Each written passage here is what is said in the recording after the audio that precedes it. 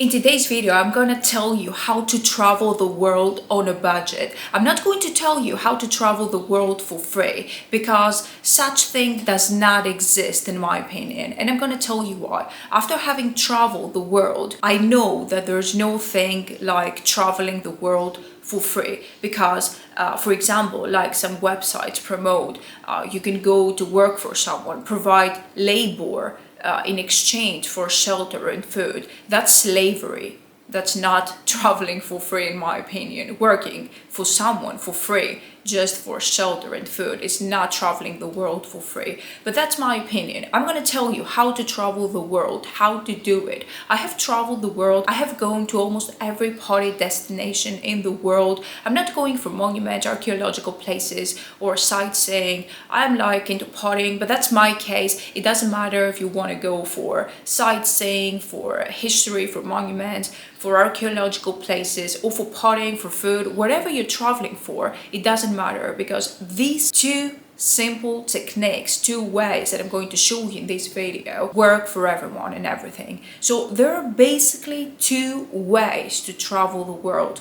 And I know it's not what you want to hear because maybe you want to hear, oh, I want to travel the world now and for free. But that is not going to happen. If you really want to travel the world, you have to consider these two things. So the first way is the slow one, the slow way, and the second is the fast one. But as you can understand, the slow way requires time and not much money, and the second way is irrelevant of time, but you need to have some money. You need to have saved some money for your trips. So what I did was the slow one, and now I'm most of the fast one. So you can have a combination of both techniques as well. So let me describe you the slow way. You don't need a lot of money to travel. Let's get started with this one because that's another misconception that you need a lot of money to travel full time to travel the world. That is not the case because I talk about my experience because I didn't have money when I first started traveling the world because I have been traveling the world for 15 years and 15 years ago I was broke, but I always had a job. So in my opinion, you need to have a job. This is very important, or another source of income. It doesn't matter, it doesn't need to be a high paying job or whatever.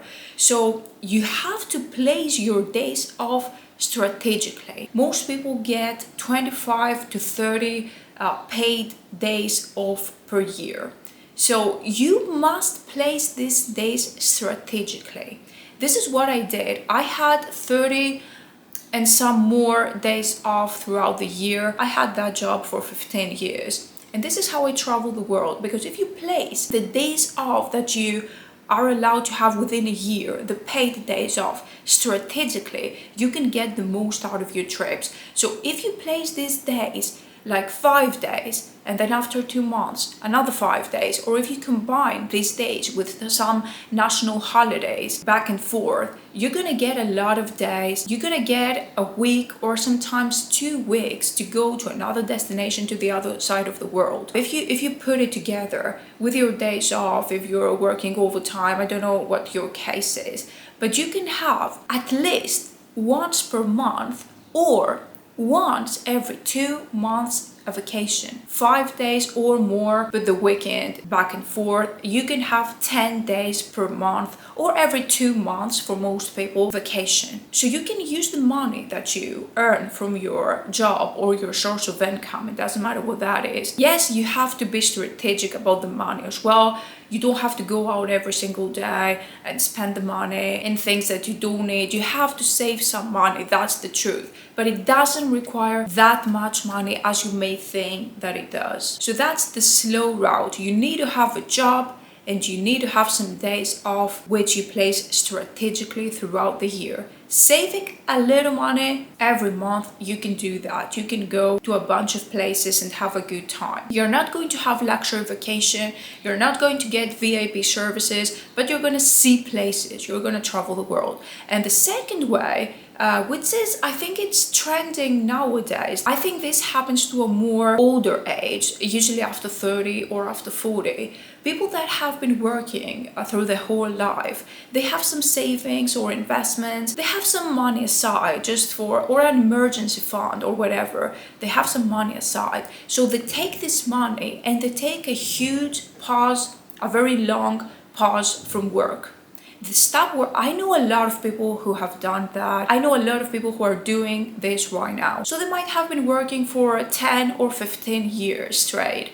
And they take a long pause, they take a break, a 2-year break, or a 1-year break, or 3-year break, whatever you want to take. They use that money and they travel the world because it's enough to travel the world. And then, of course, you won't have an emergency fund, you won't have any savings or investments. But at the end of the day, who knows what happens tomorrow? Who knows? You've been saving and saving money just for an emergency, for a time that you might need that money. But that money stays there and stays there, and you see that money staying there forever and ever. And you say, when am I going to travel the world? When am I going to live the life that I always dreamed of? So that's the second way and the fastest way. You work for a period of time, maybe not 10 years, maybe I was dramatic with 10 years. You can work for 2 years or 1 year, even a year. Work for a year, save money for a whole year, and then use that money, take a long break after that year, take another year break, travel the world, then work again, another year, save money, work your ass off for another year.